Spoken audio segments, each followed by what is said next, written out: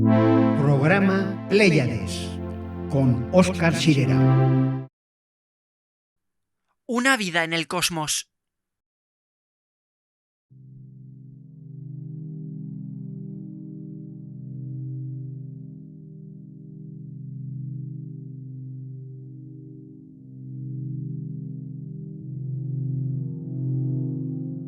«1956. Ella no lo recordaba, pero en la cuna había tenido colgado uno de esos juguetes con planetas y cohetes que van girando. Y la pequeña Clara, desde su punto de vista, levantaba las manos regordetas hacia los planetas y sentía que volaba. Estar suspendida en el cosmos, en mitad de la inmensidad y la eternidad.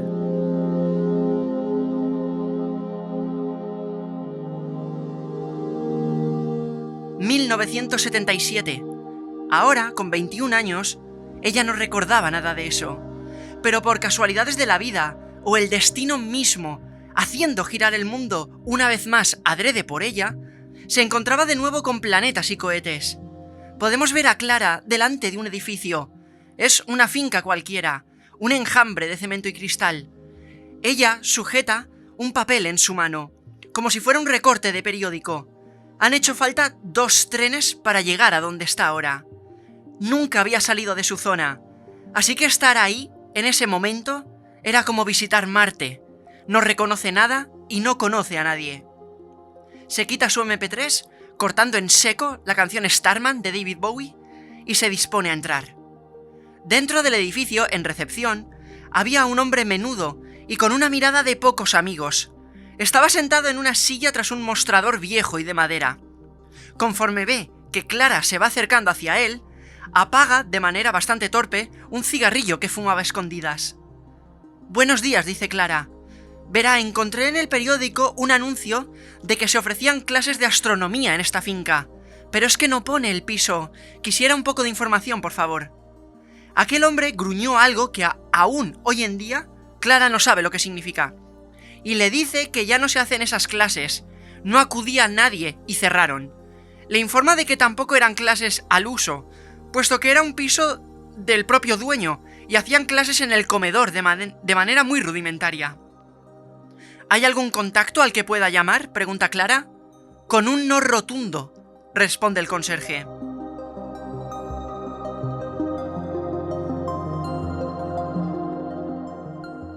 Clara abandona el edificio con una sensación extraña.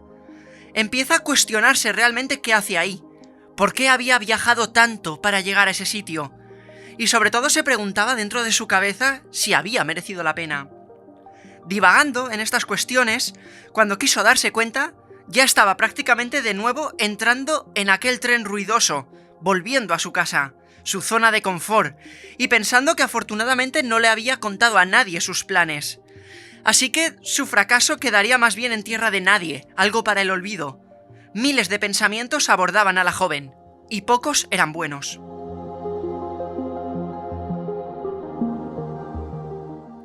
Ni siquiera sabía por qué le había llamado tanto la atención aquel recorte de periódico, que finalmente había resultado, además, ser mentira. Pero ¿por qué había sentido la necesidad de ir? ¿Por qué esas clases de astronomía le habían llamado tanto la atención? Clara miraba por la ventana del tren como todas las cosas del mundo exterior quedaban atrás. No escuchaba su música. El sonido de las vías la iba arropando hasta quedarse casi medio dormida. Aún le quedaban varias horas y un transbordo para llegar a su casa.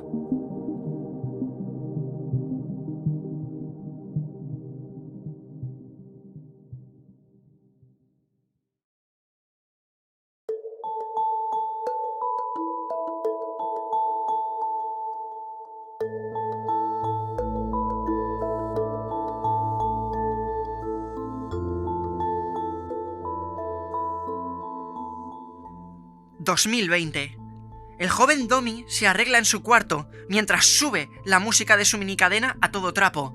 Al ritmo de The Clash, ultima los últimos detalles. No le preocupa una lesión auditiva a largo plazo porque vive el presente. Sale de casa con su mochila y se pasa como 7 minutos hablando con todo aquel que se va encontrando. La posición de los planetas en tu nacimiento no marca el tipo de persona en la que te convertirás, lo hace tu entorno y el lugar del que emerges. y Domi, nuestro protagonista, era bastante popular, a su manera.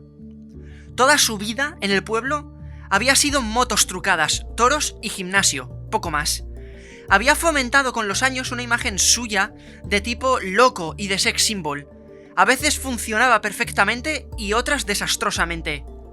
Pero ese día era distinto a los demás. Cualquiera que lo hubiera conocido bien habría visto que Domi estaba distinto, ocultaba algo. Pero nadie lo conocía a conciencia.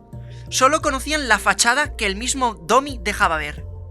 Esa mañana salió antes de casa y atajó por el pueblo hasta la estación de autobuses.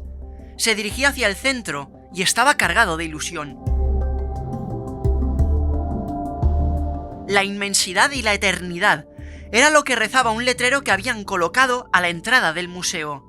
Era un sitio gigantesco, lleno de luz, algo catedralicio.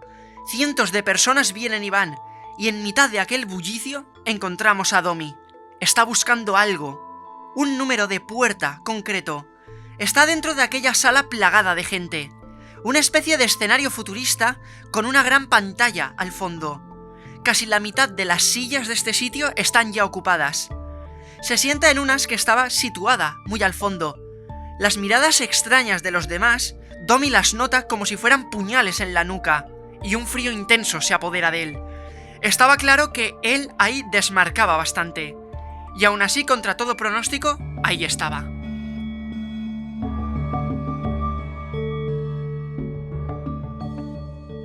Se apagaron las luces de manera solemne y una mujer emergió de la oscuridad sobre el escenario y se puso debajo del único foco que quedaba aún encendido. Un silencio sepulcral se apoderó de toda la sala. Domi, de manera rápida y directa, sacó de su mochila un libro y un bolígrafo. Aquel libro estaba ya desgastado, amarillento, y ese era el secreto, lo oculto, lo que nunca le confesó a nadie. Domi sacó de aquella mochila un libro de astronomía. Y Domi fue tomando apuntes y notas en aquel viejo libro. Y esta es la lección a aprender: el asumir los distintos roles que tomamos en diferentes sitios. Cómo nos dejamos ver ante los demás y cómo guardamos cual cofre del tesoro lo que llevamos dentro, lo que vibra. Porque en un pueblo la popularidad lo es todo, la aprobación de los demás a tierna edad, y el querer sentirte encajado, que formas parte de algo. Pero los límites de aceptación de los demás es lo que nos marca a nosotros hasta qué punto tendremos secretos. Y ese era el caso de Domi. Por el poco juicio de los demás, había ocultado durante ya varios años su gusto por la astronomía. Si ese, en aquel punto concreto, iba a ser el pistoletazo de salida para tener dos roles, el del pueblo y el de la ciudad, Domi lo aceptaba gustoso. Porque estaba haciendo lo que le apetecía hacer, y era el aprender. Nadie lo iba a frenar. Pero a la vez no quería perder esa imagen que se había forjado con los años con la gente del pueblo.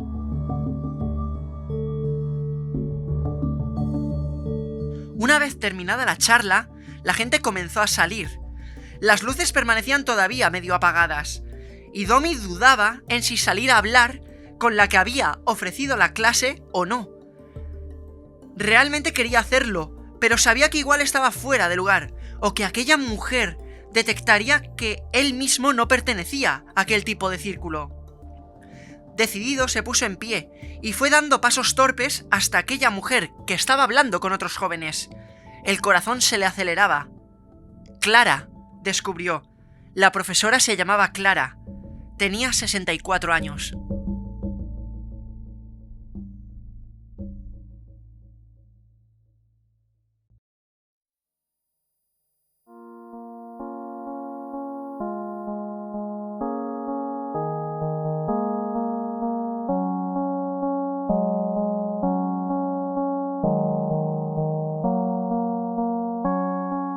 ...1999... El metro subterráneo se detiene en la parada del aeropuerto. Son las 8 de la tarde, y salvo un matrimonio, una abuela y un hombre solitario, nadie más baja del metro. Todos juntos, a su ritmo, se dirigen a las escaleras mecánicas que suben hacia lo que es la sección de equipajes del aeropuerto. Es entonces cuando el hombre solitario se percata de lo increíblemente nublado que está, y a la vez del poco movimiento que hay dentro del aeropuerto. Todo está como muy en calma, muy pausado. Miguel Ángel lleva una línea directa andando, sabe hacia dónde se dirige. Cualquiera que lo hubiera visto hubiera jurado que medio perdía el vuelo, porque andaba con bastante rapidez por aquellos pasillos del aeropuerto, pero no iba a ninguna consigna o ninguna recepción. Llegó a un viejo almacén situado al lado mismo de la cafetería, y aquel viejo almacén desentonaba con absolutamente todo. Como si hubieran puesto aquel viejo almacén con un calzador gigante en mitad de lo que era aquel aeropuerto precioso. Y sin embargo había cola para entrar. Se pidió un café en la cafetería y medio quemándose, se lo tomaba de pie, esperando en la cola. Hablaba con los demás que esperaban. Le preguntaban por sus historias en el mundo del cine, por los rodajes. Historias que Miguel Ángel siempre sacaba balones fuera, porque estaba bastante quemado con el tema. Una vez les dieron permiso para entrar, Miguel Ángel avanzó hasta el fondo del almacén y se sentó en una de las sillas. Dentro había como una mesa, un proyector en el techo y nada más. Algo extremadamente rudimentario y frío, mucho frío, no había calefacción. Cerraron la puerta y aún así se escuchaba muy fuerte todo el ruido de fuera. No daba el aspecto de ser algo profesional, sinceramente, pero aquello daba lo mismo. Todos estaban ahí por un motivo, aunque la ilusión a toda aquella gente iba a durar poco esa tarde.